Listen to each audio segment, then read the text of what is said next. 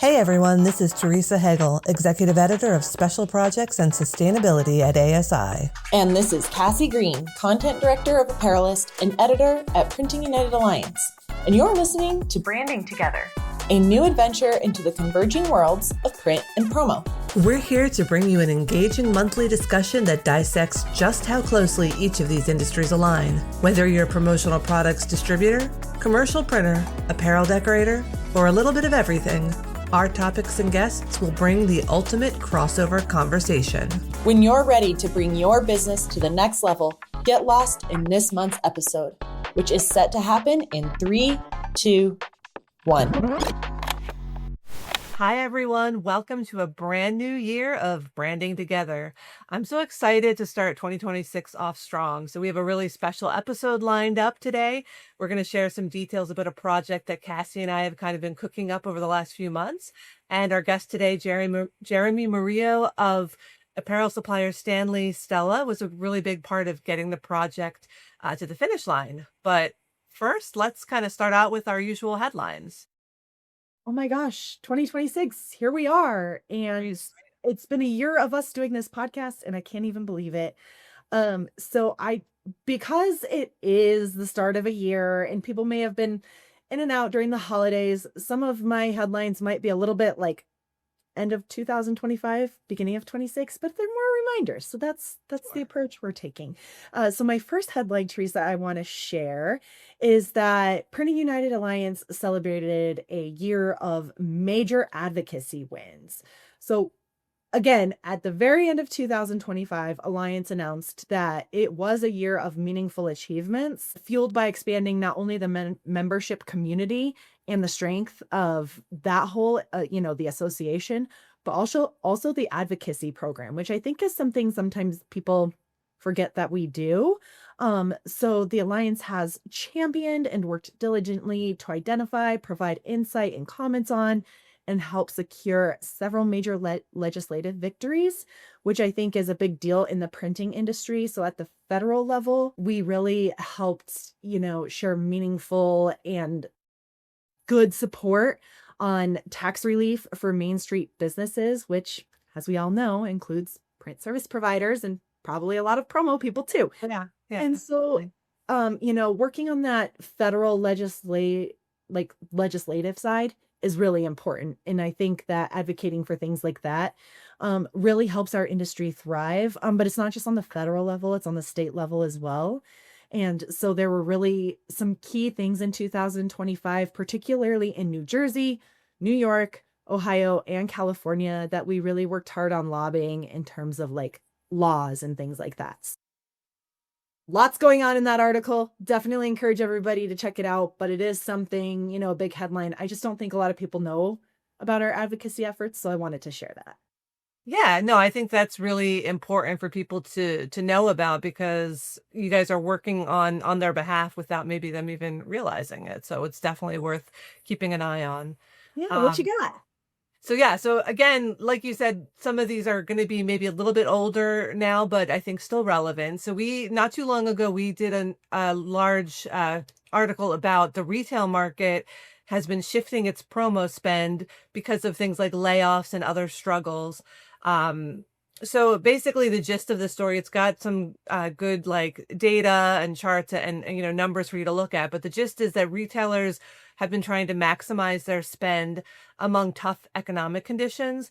But that doesn't mean they're not buying promo. So distributors have been able to build success in the retail verticals through things like loyalty-driven promo programs that have like a clear return on investment. So it doesn't mean that the spend is totally dried up. You just have to adjust your approach and be a little bit more creative and maybe really prove that ROI that we know that promo has.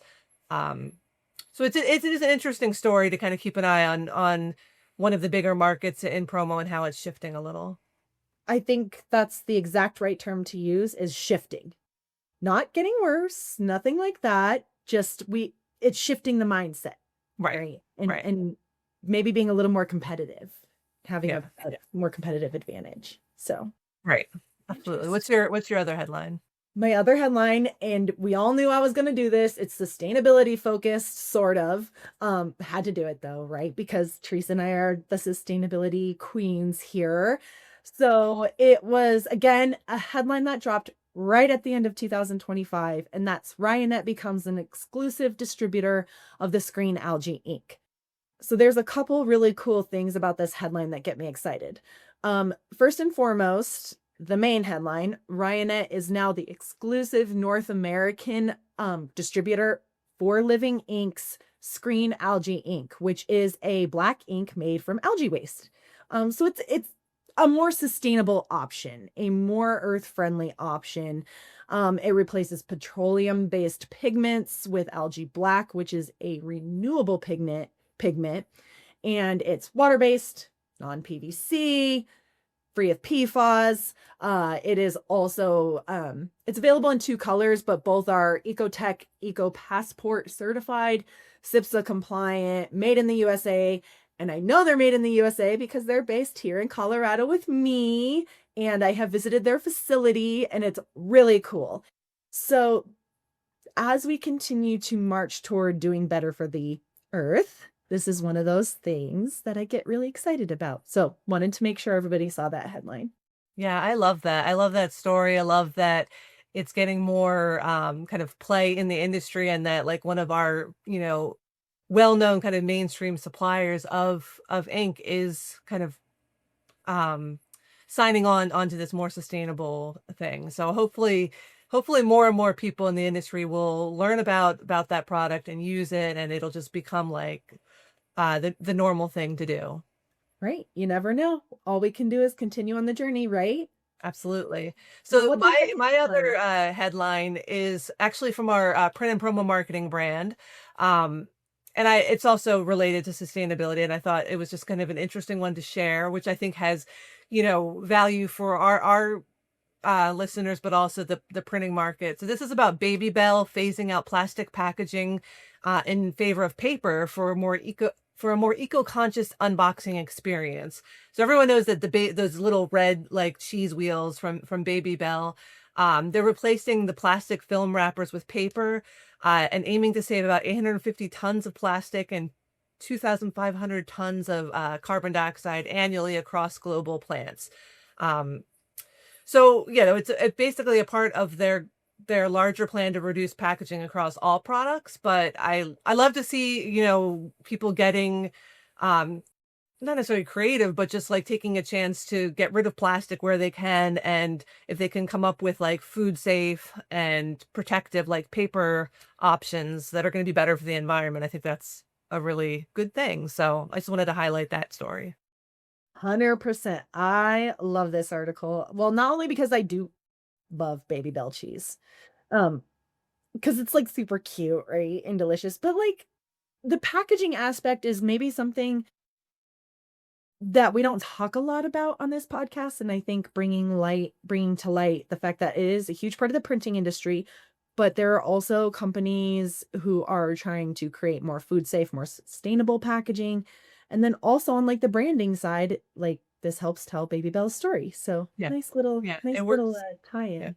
Yeah. It works on so many levels. Because Um, so do you have any other news, or were those your two headlines? those are kind of our big headlines, because it's January. Obviously, we're kicking off another year of trade shows, which means ASI Orlando, which means ISS in Long Beach, and all sorts of things happening.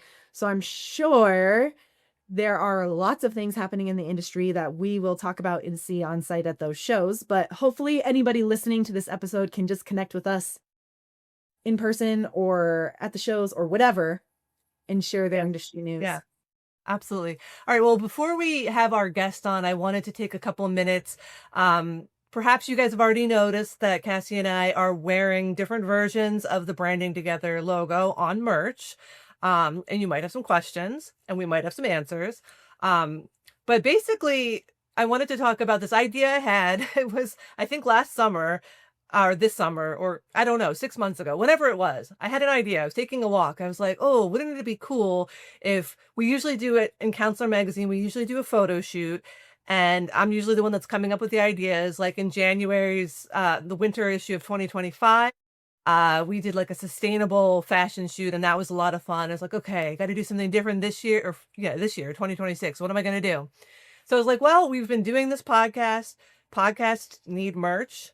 We're trying to highlight the partnership between ASI and Printing United and the convergence of, print and promo. So what better way to do that than do a joint project where we kind of bring together all the players, the decorators, apparel suppliers, our both of our teams, and come up with this cool project. So of course had to get Cassie on board first, but she was into it.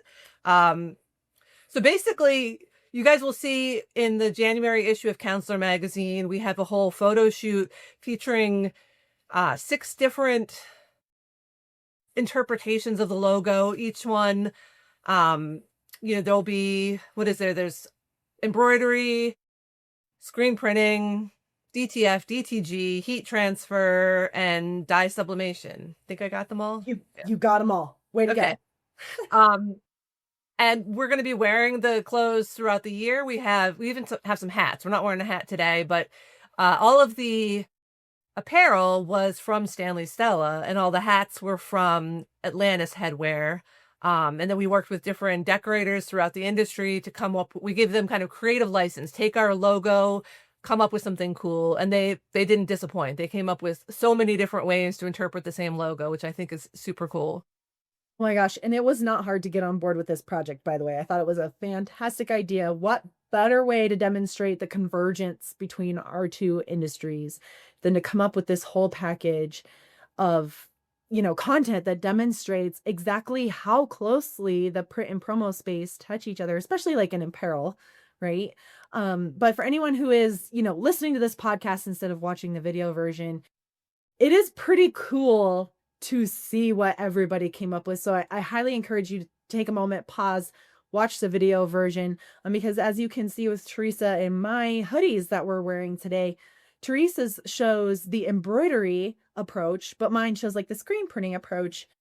Same logo, same title, but 2 totally different interpretations, which I think is really cool because it demonstrates not only the creativity that decorators and even promo distributors have in this industry, but also like what each technology is truly capable of. And we're going to talk a little bit about that throughout the year as Teresa and I roll out some tutorials and as you read through Counselor's print edition of the magazine and, really understanding the techniques and what it takes to achieve these different looks.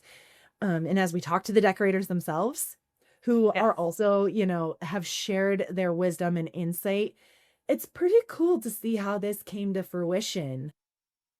Yeah, Yeah, my mind I was mean, there were blown. definitely some, last minute changes, little like fires that came up, I think with any project that happens, but then you look back and you're like, oh, this all came together. I couldn't have imagined it coming together this way, but it's even better than I had hoped for. Um, but yeah, as Cassie said, we're going to have the tutorials kind of rolling out week by week on both of our sites. And we will also have like on social media and on the sites, videos and different kind of like multimedia experiences. So, this is not and obviously we'll be wearing the merch kind of throughout the year. Yes. And so if you're only listening, then I guess you are missing out on that. I could describe to you like the stitch count and the colors, but no, you'll have to kind of come see us either on social or, find the video on YouTube or on the ASI website and just take a little gander because what they did was really cool. And I definitely our decorators should get kudos for that because they did an awesome job. Right. And I think that was one of the goals of this project too, was to create sort of a multimedia approach Yes. where people could listen to us and the decorators talk about the process. They could see the final outcome. They could go to, Counselor magazine and see this beautiful layout of what this whole merch package looks like. They could go online to apparelist.com and read through the tutorials. I mean, Teresa, this is why I was so excited about this project proposal when you first brought it to me, because this is the best way to help people learn, both on the print side and the promo side, is to engage on these multi-platform areas where everyone can kind of see different things and they might learn something different from the written versus like the video interviews. and then they can hear the story come together on our podcast, which is really cool. So I think this is a really exciting project, and I think that everybody is going to learn a lot, not just technically, but also how to tell a really good branded merch story. Right. Yeah. And I think I was thinking about how, there are so many podcasts and people get very creative about, or they can get, and they should get very, very creative about the merch that is available for sale or that the hosts are wearing. It is funny because yes, podcasts are audio medium, but so many of them have been pivoting to being on YouTube and being on video. So it does matter what you're wearing, and it does matter that you have a good logo and have good merch that is displaying that logo in whatever way, you choose. So I think it all kind of makes sense for our podcast medium, but also for our two brands and for just our whole company, not company, but whole industry. So Yeah. What a it perfect all way to came say together. we also have a story. Like we're branding together itself, like Yeah. this is our story. We're telling Yeah. our journey. Yeah, absolutely, absolutely. So, um, it's really fun, and I'm excited that it came together and it's rolling out, and it's a beautiful thing. So I'm so happy that we were able to make this happen. Um, is there anything else that you want to add about the project? No, I think that's kind of it. Because we don't want to give away too much this first episode, right? Because there are a Yes. lot of details we want to talk about and dive into via our other platforms and whatnot. And I think I already said Teresa's is embroidered. Mine is screen printed. So if you are watching this, pause it for a minute and see if you can tell. Like, would you have known? Ask yourself that Teresa said he was embroidered, and the one I'm wearing is screen printed. Maybe just like a little like fun test for yourself. And maybe that's what we do going forward is be like, maybe not tell people what decorating technology we are Yeah. showcasing that Yeah. month. It could be funny. You guys So do a little anyway, work. Yeah. could be funny. But yes, so keep coming back because we'll have plenty of other topics to talk about, but this will be like a fun little tie-in throughout the year. Absolutely. Printing United Alliance is the leading member-based printing and graphic arts association in North America with over 70 years of history and more than 20,000 members worldwide. We're here to support printing professionals like you with the tools, resources, and information you need to grow your business, sharpen your skills, and expand your network. Whether you're a printer, supplier, student, or educator, we've built our community to serve everyone who's passionate about the future of print. An Alliance membership is a smart, cost-effective way to stay current on the latest trends, connect with industry leaders, and give your business the competitive edge it deserves. Head over to printing.org/membership to learn more about the memberships we offer. Let's move the printing industry forward together. All right. Well, without further ado, I'd love to bring our guest, Jeremy Murillo of Stanley Stella. They are the supplier who supplied hoodies and tank tops and t-shirts and all kinds of great sustainable gear for the Branding Together podcast. They are a European company that's been around for a while, but they're really just sort of making inroads into the US in the last couple of years. But I think they have a great story to tell. And it's not just greenwashing. They are kind of doing the work as well. So I'd love to have him on, and we can't wait to talk to him a little bit about what Stanley Stella is all about. All right, welcome to Jeremy Murillo of Stanley Stella. We're so happy to have you here today.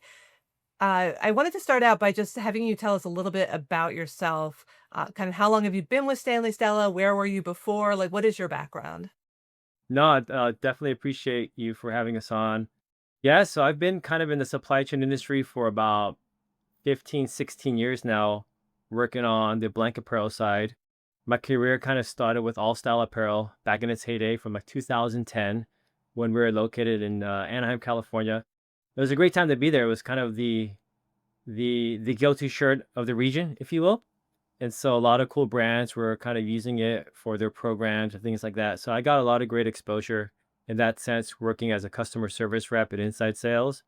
Then ultimately, I kind of left that position when there was some transition going on over there, and I worked with Con Heritage to help lead their sales and kind of launch their outreach as becoming a brand outside of Ruchi. So it was a really cool thing to see that shift as the market was starting to go towards more of like a comb cotton 30 singles fabric at the time. And that was interesting enough when American Apparel was kind of in a weird transition, and Next Level and Bella were also on the climb at the same time. So it was a really cool moment to kind of capture that audience that was way different from what I was selling at All Style with that open end 6 ounce t-shirt. Fast forward from there, I had a great opportunity to work with Next Level Apparel for quite a while. And so there are some really cool things that I learned from there on a national landscape, working with distributors, high profile customers, a larger breadth of product, if you will, and a whole collection range, which was very eye opening to learn. That really allowed me to kind of get a grasp on a national network and open up my opportunities to service a different type of customer. And then ultimately, I landed with Stanley Stella, which was amazing. It's such a breath of fresh air, if you will. I think us being a European company, how professional we act, the layers of people, the passion we bring from top down. It's been invigorating and kind of a cool injection of energy in my personal path. And so yeah, I'm excited to be here. Were you always interested in apparel, or how did you kind of fall into this line of work? Yeah, no, you know what? So I'm a millennial, first of all. So we'll kind of call that out. It's the early 2000s. We love going to the mall. Online shopping wasn't really a thing. And so I was like a conscious consumer. I was really into just streetwear, sneakers, things like that in the early 2000s, late 90s, if you will. And so I thought and a lot of my friends, fortunately, were kind of these really fun, creative guys and started some really cool brands back in the heyday, or they led a couple cool brands. And I saw this opportunity where it's like, hey, why won't I just be on the other side and supply them the blanks, knowing that I have a pretty good network of people I know, and kind of start from there. So that was kind of my launching pad to kind of like have that future vision, if you will. And so yeah, that's how I kind of got into it. Very cool. Also a millennial over Yeah, here. Also remember the salute. days of malls and like Yeah, Hot Topics. yeah, What they call an exennial or xennial? I'm yeah. the Oregon Trail generation, so I'll have right the Pumpkin guys and Gen X. Yeah, yeah. Moon Patrol and Oregon Trail. How fun. Oh, what a great game. Good times. Good times for sure. Anyway, back on our trail that we're Yeah. on today. So you landed at Stanley, Stella. You're obviously very excited. We can hear the passion. Yeah. One of the things that stands out about Stanley, Stella, is its real strong focus on sustainability. So how do you, Jeremy, define sustainability? And then the second part of that question is, what are some of the actions that Stanley Stella has taken to be more sustainable, rather than just talking the talk? How are they walking the walk? No, that's a really good question that quite often in the US market, it could be a lot of moving parts of how to digest that answer, right? So keep it kind of plain and simple. What's really cool historically since day one in 2012, we've always been authentic, meaning that the first shirt we produced with the founder and visionary Jean Gibert is that we've always produced organic certified cotton t-shirts since 2012. So everything we've done since day one has been fully sustainable. Fast forward today, we've evolved to a relatively large company in Europe, and we work with a global supply chain with full transparency, meaning that if you were to look up Stanley Stella and go on our website and want to get accreditation for GOTS certification, that's fully organic cotton, or GRS certification, recycled quality, recycled cotton, things like that, we offer all of those certifications available to you online. So there's no disruption to see that there's zero greenwashing, if you will. And another cool aspect is that how we define sustainability is that we work closely with our supply chain, meaning that we work directly with the farmers, the ginners, the spinners, and the entire supply chain itself as well too. So when you produce an organic cotton t-shirt, it also produces as an end result a fantastic shirt, which ultimately would reduce the opportunity to go into the landfill, because that's something that would stand the test of time and last for quite some time. So there's a lot of moving components that goes beyond that.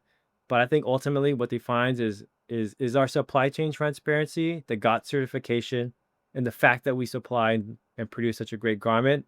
It helps reduce that carbon footprint with less waste in the landfill. Well said. You definitely point out a couple of really important aspects there really quick. Sustainability extends beyond just what we're putting in the blanks, because that's obviously very important, because like you said, it has to last a long time. But you also mentioned you work closely with the entire process. So there's a Yeah. social and ethical piece of that puzzle. Of course. Yeah. No, absolutely. And that's been a very big component of our success. And honestly, as a group and as an organization with our entire value partnership, I think that allows us to have that work environment, that ecosystem that allows us to create that workplace, but also the environment for our entire employees throughout the entire network to have that higher level of well-being, if you will. Yeah, that's awesome. Yeah. Um, so you had referenced this already, but you guys have been around in Europe since 2012, Yeah. and have gained a following and have grown during that time. But it's only recently that Stanley Stella has been making this push into the US. So I'm wondering, like, why was it the right time to make the transition? And what kind of signals have you guys seen that the distributors, decorators, or clients are ready for what you offer No, in the US? no, I think that's a great question. So we didn't just kind of happen overnight. Prior to me jumping on board about a little over a year ago, it was summer 2024 when I joined. They've already been doing their R&D for the last 2.5, 3 years. And so as the growing demand in premium quality as well as sustainability was shifting in the US market, the timing was kind of ubiquitous in a sense where, wow, actually our actions and thought process of landing here aligns with what's happening in the States as well. You're starting to see it obviously from top down. That goes beyond t-shirts, whether you shop at an organic grocery store, tech companies, initiatives to reduce plastic, even at the Starbucks level. Now they're switching over to the non-strawless cups, things like that. And so for us, we saw that growing appetite where the demand of not only a premium shirt, but a sustainable shirt was aligning together, and we cover both components. And so hopefully fast forward today, as now we're physically here and we have an office in Irvine and a warehouse in Southern California, we're starting to see that turnover and request and demand that we saw 3-4 years ago. Yeah, like you said, there's definitely a shift happening in the Yeah. US, and we're a little bit behind Europe, and Yeah. that's pretty par for the course for any sort of trend in the apparel industry. So as Stanley Stella has worked to branch into the US, what have been some of the challenges that the company has encountered? That could be in terms of, your marketing and your messaging, your branding, your storytelling, just because hmm US is a little bit different. Yeah, no, it's funny you say that because we have these meetings every week and we see it for our own eyes, and the irony behind our brand in Europe, the success was driven that the fact that everybody was in search of a better quality garment, a better quality experience, and so they turned to Stanley Stella for that. And the golden nugget was the fact that we were sustainable. But then at the same time, there are those who are looking for a sustainable shirt, but we're also premium quality. So there's kind of two paths you could take. And so for us, it's defining, okay, the US market wants a better quality shirt, and you see that demand because there's a ton of suppliers, especially on the West Coast, who are very like atelier, made in LA, garment dye, oversized. And these shirts are higher quality. They're $8 to $11 per unit. So people are willing to spend more knowing that they're going to get that retention and experience from the end user. And so for us, I think for us is we know once the customers or the end user gets the garment in their hands, they're going to feel something. There's going to be an emotional connection. Wow, this is such a great, so soft. It doesn't shrink. The color is beautiful, things like that. But I think for us is how do we digest and capsule all the sustainable elements slash stories slash facts that we have generated over the last 15 years to make it as a better appetite and easier to digest for the American market. So for us, it's how do we take all these unified stories and make it one? That's, I think, where the challenge lays today. Yeah. Makes a lot of sense. So yeah, the obviously there's the premium story, there's a sustainability story, but of course in the blank apparel space, like one of the biggest things is printability, right? Like you Yeah. need to be giving these blanks that decorators can do something with and do something well. Mhm. So how do you guys support decorators? And I know you guys have that in-house deco lab, so can you Yeah. tell us a little bit about that and what that's all No, about? I'm glad you touched on that because we're very proud of that. So we already launched a Deco Lab in Belgium quite some time ago. And what that means ultimately for everybody that's listening is that uh, we have a DTG machine, a DTF machine, embroidery. We burn our own screens. We rip our own film for DTF. So it allows us to create this really cool lab itself to really get down to some R&D and some fun creativeness behind the scenes. And ultimately, every time we launch a new product, a new color, a new fabric, it goes through a rigorous testing to understand that ultimately we are making a shirt to be decorated. That's what we do, right? So whether it's a discharge print, everything checks out at the Deco Lab for that prior to us launching any new product. And at the same time, I'm wearing this new like puff embroidery, if you will. And it's one of the things that we developed at the Deco Lab about a year and a half ago that really garnered some traction. And it really creates a good set of eyes. Like, wow, your shirts are really well decorated and very intended for that. And so what we do over there is we hired a really cool guy named Dan Bush here in Southern California. He's been a screen printer for 15 years. So it's cool because now there's like that other language in our industry that, okay, I know enough, but he knows more. And so that allows us to kind of really sell like that secret sauce and let them understand better of just how to decorate on our garment. These are the settings. This is what we recommend. Or if you want to take it a step further, you probably want to tweak this or tweak that. And so Dan is our in-house deco expert that quite honestly, I don't think any suppliers have. So it's kind of unique to have in that sense. Yeah, I actually had the opportunity to meet Dan Yeah. in October at Printing United Expo. Yeah. And yeah, I think it's really valuable to bring on an actual decorator to test the garments. Yeah, and he's there 24/7. He goes on site and visits all. It's funny when he visits customers. And I'll just give you like a random tangent. I'm in sales, so I'm a sales guy, and I have relationships, so it usually works out in a sense. But sometimes you might get a customer, I might be too busy. But the moment Dan comes over there and he talks the talk of like, hey, first of all, so I'm just a screen printer. I'm here to help. Wow, talk about opening doors. Like, there's a whole new world of respect those two have when decorated talks to decorated that we kind of like control. Like, you guys go do your thing, It's kind of like go do your thing, So it's kind of funny like that. Yeah, nothing beats peer interaction, right? Yeah. All right. Well, okay. So obviously exciting things already happening, but now let's shift gears a little bit. This episode is January 2026. It's time to gaze into the crystal ball, as we all like to do this time of year. So, in your opinion, what do you think will really define sustainability in apparel and promo products in 2026 and maybe even just beyond that? What will help define it? I think what consumers want is transparency and more of it. They want to know where their product's coming from. Where is the content coming from? It's kind of reminds you like that farm to table restaurant. We only source from here. Or when you buy organic or buy like organic milk, it tells you what farm it came from. So there's these outliers of other industries who are already offering that and gives you a peace of mind. I think obviously in our industry, it's such a broad range from hard goods to soft goods, and nobody really knows where this stuff's coming from. And quite honestly, we do. And guess what? We want to share it. And so for me, this year and going to next year, it's transparency.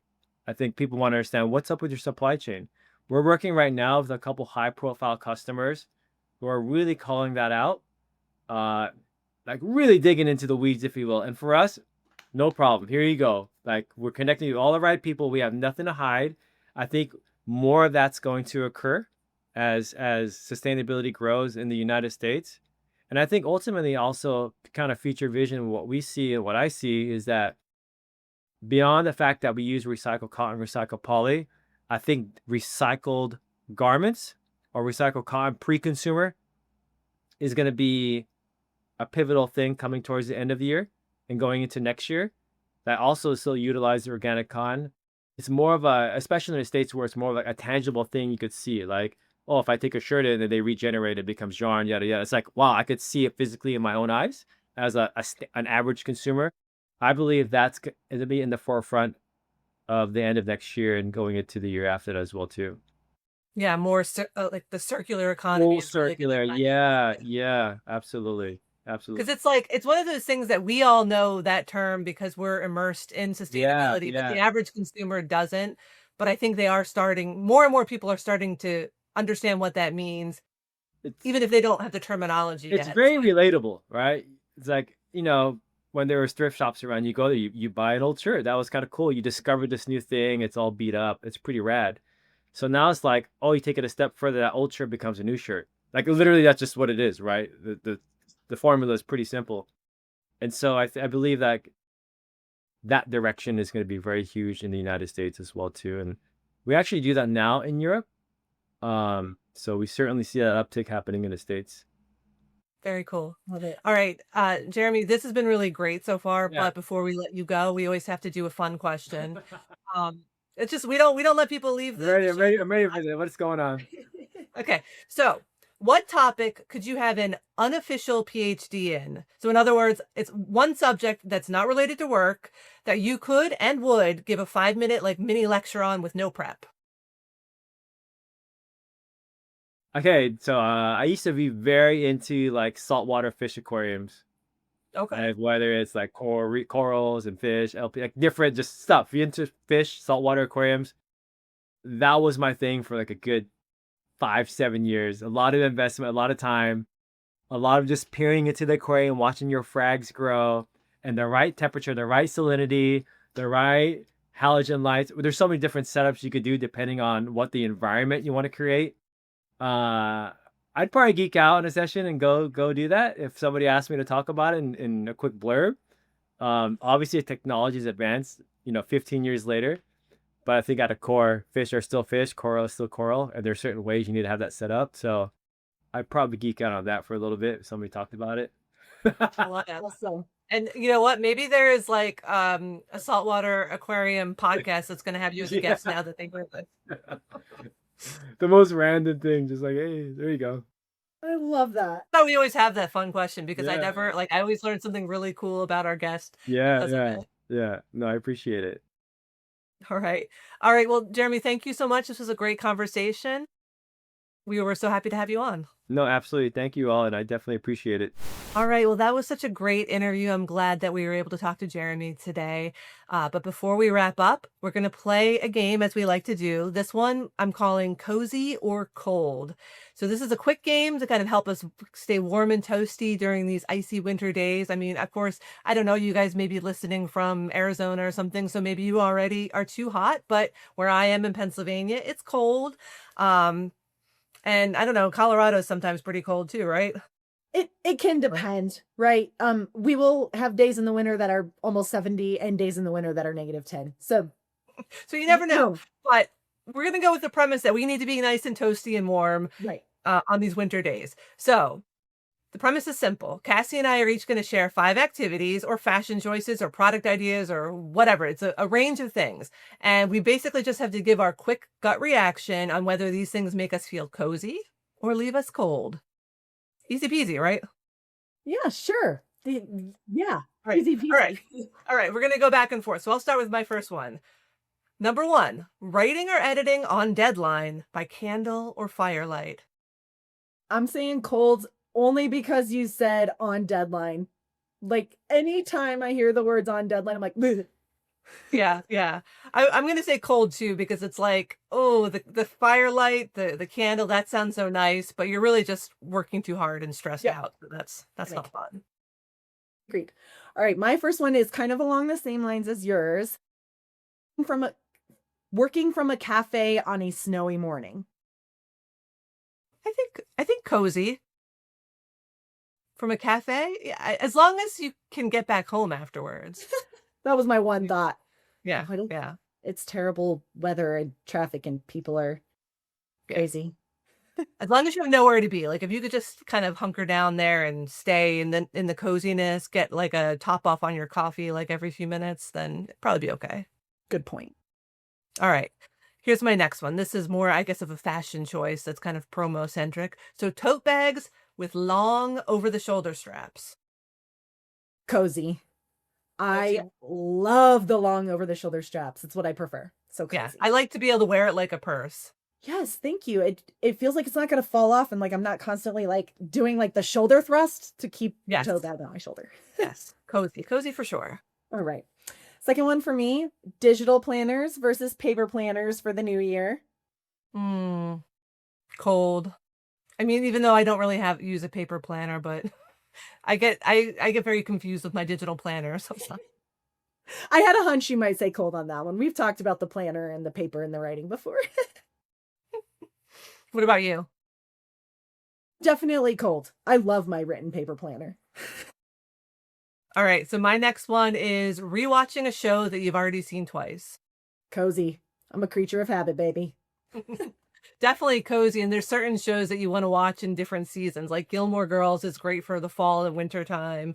Um, so that would be a great one to hunker down to and just kind of do a nice little rewatch. Even sometimes I have shows that I don't even rewatch the whole thing, but I might just watch like the holiday episode of because I really enjoy those particular ones. So really like a yearly rewatch of a show you love. There's nothing better than that. Good point. Love that. All right, my third one, wearing matching pajama sets in public with your partner and or family. Ugh, cold, cold. If not in public, if it weren't public, I would be okay with it at home, but I can already tell you my husband would never do that, but how about you? Cozy? Oh, cozy because I would make my husband do it and he would like it. Funny. All right, next one, hoodies under blazers. Cold. No way. What is that choice? I don't like Yeah, that. why? Like I've seen people do it. Why? Why? And also the sizing would get me because it's like a lot of times you wear your hoodie like extra large and Yeah. baggy. So how Right. how are you going to get a blazer to fit over that? That's all I can think about. I'm like thinking about the hoodie I'm wearing now is like it fits me well, but it's bulky. It's a hoodie. It's supposed to be bulky. Yeah. So like putting a blazer over this would be miserable. No, we don't want that. All right, my next one, brands doing limited edition winter drops. Cozy. I love a good like seasonal drop. Yeah, same, cozy. All I can think about is the Pillsbury Doughboy sweatshirt that dropped a few years ago. Love it. I think it's Denny's has a website called Diner Drip, and they were selling reindeer hoof inspired mittens. I don't know what that has to do with Denny's, but it was adorable. So yeah, I think that the brands get so clever, and if they have like a season or a holiday to kind of play off of, it really sparks the imagination. And I know there's plenty of promo companies that are behind what is being sold. They don't always. It's sometimes a little under the radar, but definitely know that it's the creative people in the promo world that are fueling a lot of that cool holiday merch. Um, all right, so my last one is winter trade shows in warm locations. I'm gonna say cozy only because it's a nice break from the colds. I don't want an entirely tropical holiday, but it's nice to have a little warmth sprinkled in. Yeah, I was gonna say cozy because I sometimes you just need that break to get away from the snow and the cold. You don't necessarily want to become a total like what do they call it, a snowbird, but Yes, I don't mind going someplace warm just for a couple of days or a week. agreed. All right, my final one, over the ear headphones as an everyday accessory. Hmm. I'm gonna say cold. I think might just be too old for that. Same. All right. No, if you like it, you like it. That you do you, but that's not for Right. me. Love what you love. That's fine. Fair. But I am also cold on that one. So All right. Well, this was a very fun episode, a fun game. And obviously, I hope everybody keeps an eye out for more branding together content for our merch project, but also just stay tuned for our next episode in February. We'll have more fun things cooked up for you guys. can't wait.